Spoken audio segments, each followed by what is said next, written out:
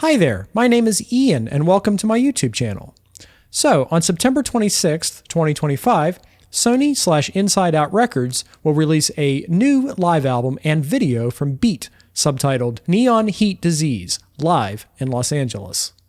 Beat are a quartet founded by guitarist/composer/vocalist Adrian Belew, with the mission of performing the 1980s King Crimson repertoire. Joining Adrian Belew from that fabled 1980s lineup, on bass and Chapman stick is the legendary Tony Levin, plus Steve Vai on guitar, assuming the role previously held by Robert Fripp, and Tool's Danny Carey on drums. Filmed and recorded before a sold-out audience in Los Angeles, Beat Live will be available in multiple formats, including 2CD/Blu-ray digipack, a 3LP triple gatefold vinyl set, and finally a 3CD plus Blu-ray artbook edition. Those of you who purchased Jethro Tull's Curious Ruminant artbook edition earlier this year will be familiar with the packaging style of the latter, which also includes some additional performances, but no exclusive songs, on disc 3. All of this has been masterfully mixed for stereo and 5.1 surround sound by Bob Clearmountain, who, in my opinion, is gifted with one of the best sets of ears in the industry. So why has this got me excited?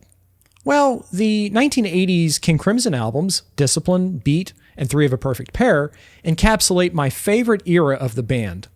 I desperately wanted to go see this tour when it came through Pittsburgh last year, but it just wasn't in the cards for me. As such, I devoured every piece of audience footage I could find on YouTube, and truly delighted watching this band grow. Additionally, I kept hearing so many good things about how Adrian's voice was left untouched by time, and how Vai was creatively executing Fripp's wrist-breaking guitar parts. Sure, Fripp can never be replaced, and in a lot of ways, Vai is exactly the opposite the kind of player he is. One of the things that always drew me to this era of King Crimson was the seated Fripp, ever the master of the art of discipline, whose greatest stage presence was maybe when he lifted off the bar stool a little bit during an exuberant Lark Songs and Aspic Part 3 guitar solo. This, contrasted with Adrian's role as the frontman, seemed to personify the conflicting discipline/indiscipline concept of this band in an interesting visual way. Chaos versus control. Introvert versus extrovert. Looking at the officially released video of Neil and Jack and Me, which you can find on the band's official YouTube channel, Vai seems to be happy to be relegated to the background, which is interesting to see, as to me this is the first time he's fulfilled the sideman role in quite some time. He has such great respect for the legacy of this band and its music, but he's also given himself agency to be Steve Vai when it's appropriate.